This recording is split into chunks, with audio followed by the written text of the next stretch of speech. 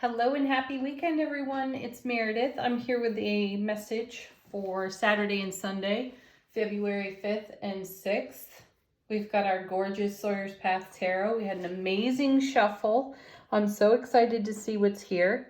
How are you all doing? It's been a couple of days since I've done a video and it's been interesting. So leave some comments here on the channel because I feel the energy atmosphere and our interactions within it have stimulated a very high sensitivity in our empathic nature. So what's coming out of that for you?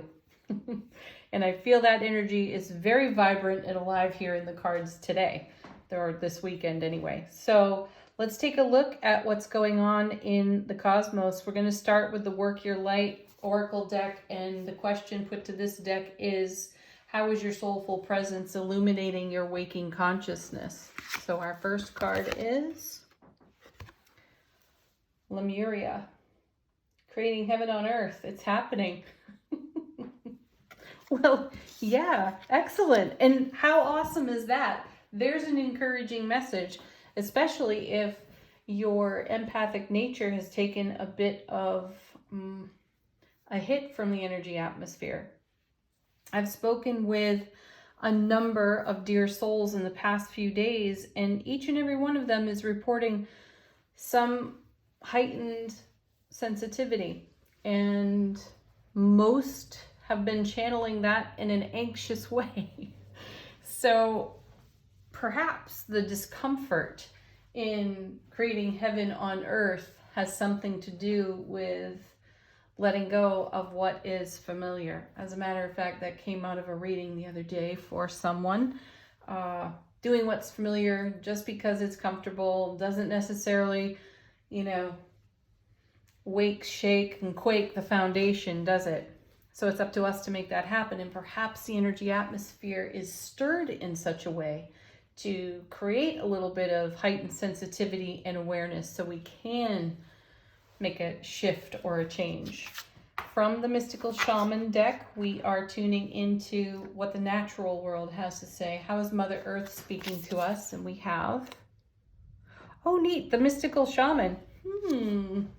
The flagship card of the deck. Let's actually read that one because, with our Work Your Light Oracle card, the message about creating heaven here on earth, and then to have the shaman right there with it, I sense the bridge. We talk about this here on the channel, that we are the bridge between heaven and earth, and it's our broadcast that creates that. And our broadcast comes from the way we are centered, grounded, awake, aware, alert in our heart space, and how we move and flow with the all that is. So I see the shaman as a bridge here. What card number is this? 30, 38. All right. I am less familiar with this deck, so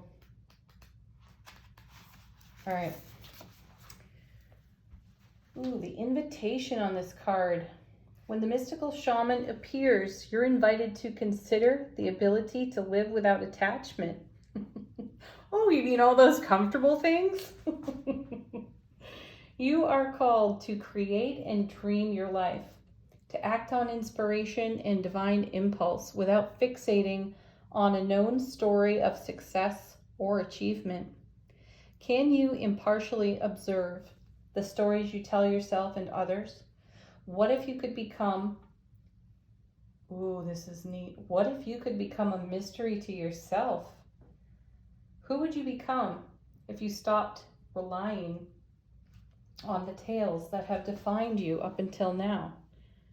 You do not have to live in a story that has roots in the past. What if there were no need to explain you to anyone, not even to yourself? The way to your most extraordinary life is to become a blank slate and allow the form of your dreams and desires to show up as it will. This is a sign of manifesting a life beyond your wildest dreams. How perfect is that? That's how we are creating heaven on earth, isn't it? And perhaps the mystery that is being spoken of here is how we've become so attached to a story, to a definition, and the retelling of that story. Consider that. Okay, wow. So we have the natural world, we have the soulful world speaking to us. Let's go into the cards and look at the supernatural world and their message. So 2 cards fell out for each position here in the reading, which I found fascinating. And even before we turn them over, I feel that this is all about how we are making more of. When 2 things, 2 beings, 2 things, 2 items, 2 forces of energy come together, they make more of something. So what are we making more of here in our wildest dreams as we create heaven on earth? Our first 2 cards. Oh, look at that. The 3 and the 4 of swords. One of the things I love about Sawyer's Path is some of these thought bubbles in the cards are blank. They're not filled in. So here we're talking about a blank slate on the Mystical Shaman deck, right? Or the Mystical Shaman card. And then next to this, and in order consecutively, so showing progression, we have the 4 of Wands, which is, as you know, one of the most stable and happy cards in the minor arcana. It's a firm foundation. It's considered a portal card. It's also called the 1111 card.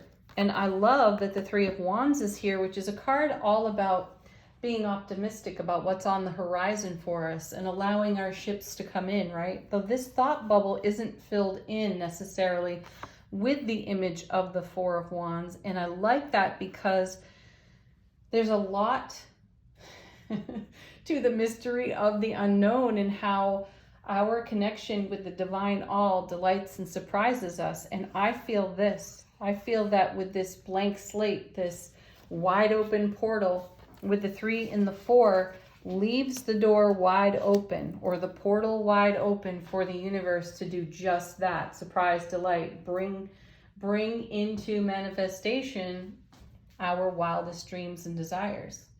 And as a bridge between heaven and earth, as we create heaven and earth,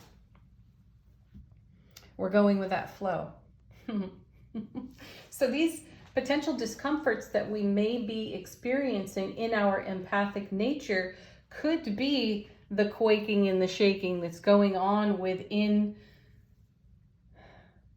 the divine creation of our wildest dreams. And one of the comfortable and familiar ways to respond to the potential discomfort is to go into anxiety and or fear.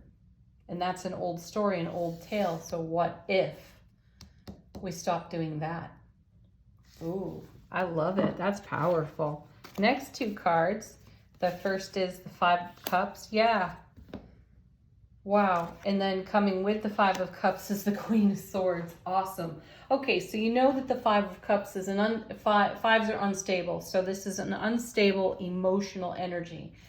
The 5 of Cups is a card that has us in reflection in a way where we lament experiences of the past, or we grieve pain, loss, and sorrow, perhaps experienced by the 3 of Swords, which we've seen recently. And we've also asked of that 3 of Swords and even the Tower recently, how can we recycle that energy? How can we repurpose that? Then we have the Queen of Swords, this wise and brilliant strategist in the divine feminine energy. This girl has a reputation. I remind you of it every time we turn her over. She's considered bitter and cold, and she's nothing at all like bitter or cold. And in Sawyer's Path, she is emerging from a rose. She's in her heart space here. And one of the energies that I love so much about her is that she'll run that sword through BS without hesitation. And I feel that that's what we may be invited to do here. So if we've got this old story, old tale that we could be lamenting in the retelling on the 5, it creates instability in our ability to allow for heaven to appear on earth, for us to live on that foundation, Four of Wands. So whatever your Five of Cups, whatever your story that destabilizes the dream you hold in your heart, take the position of the divine feminine in the Queen of Swords and run a sword of truth and clarity through that. Tell yourself the truth. As we retell tales from our past, even as we rethink them, sometimes we embellish them. It's a little bit of the human condition, especially for really creative thinkers, you know, and we can get down on ourselves if the energy atmosphere really influences our empathic nature and lights up our emotional field. We can be very dramatic in the retelling and in the reconsidering of prior experience. So truly get out your Ace of Swords and take the position of the Queen and be discerning. Tell yourself the truth of things and decide to let that go, because you have, and I know that sounds very simple, decide to let that go. But if you're in the journey and you're doing the work, then you're going to be brutally honest, authentically honest with your own self and your stories and your experiences. And like the shaman, you can decide, does this belong in my version of heaven on earth? Likely no. There's gratitude and appreciation for what has come to pass, because it has shaped us into the being that we are in these moments. So hold that appreciation, have that gratitude, though mind the story, because it has a way of weaving a web. And is that something you want to weave into your foundation? Consider it, because the divine here is poised to deliver. The door is being held open for us on that Four of Wands. And then we have the Four of Swords coming with the Ten of Swords. Oh, what a combo there too. So the Four of Swords, more stability. So we're in a very stable place while we may feel stimulated to be a bit unstable, but that instability is there so that we can recenter, reground, and truly authentically be in our heart space. The Four of Swords is a card of rest and relaxation within the spiritual journey. And it's a preparation card for what comes next. It's like a little bit of a timeout, a breather, if you will, to take a look at our Five of Cups and to make some decisions and be discerning, like the Queen of Swords here. Ultimately, though, we're coming to the Ten of Swords, which is really putting something to rest and moving on from whatever it is we're putting to rest. So ask yourself, what is the one area, or what are the areas of your life experience that feel stimulated into discomfort? And how does that discomfort influence your consideration and discernment for how you put those energies to rest and walk through this portal, bringing heaven to earth on your Four of Wands foundation? So what are you doing with those energies? How can you honor them, validate them, appreciate them, have gratitude, and simultaneously bring stability to what was once unstable without indulging in the discomfort of familiarity, so that you don't have to deal with this? Whoa. So be the Queen of Swords, be the mystical shaman, make some choices and do something different, because you have to shake up. We have to shake up the energy field to create a different kind of outcome. Let's take a look at what's on the bottom of the deck. You know, this is out of the unseen too. That's what the bottom of the deck gives us. What's going on behind the scenes that we are not necessarily aware of. And here we have the Emperor, and what a fantastic card to have.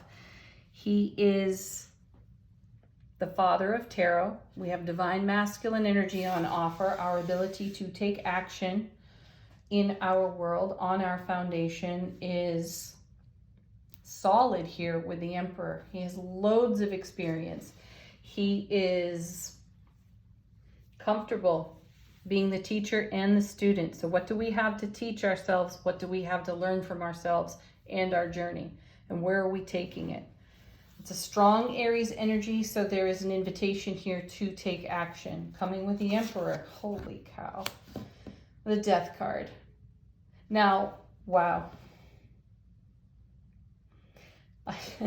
I am inspired to say the Emperor of Death, meaning the Emperor of transformation and change at this time. So here's our heaven on earth with that ship sailing into the sun right there. And the Death card heralds transformation and change. So this is great confirmation to use our wisdom, our know-how, our experience, and even our naivete to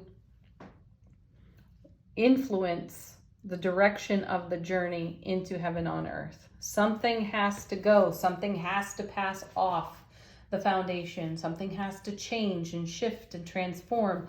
And that's why the Death card is there. And then look at that, 3 major arcana in a row off the bottom of the deck, and we end that with the Moon, the most sensitive aspect of our own personality. This card has us leaning deep into the authenticity of our intuitive truth. What we know is real, and it's not this old story off the 5 of Cups.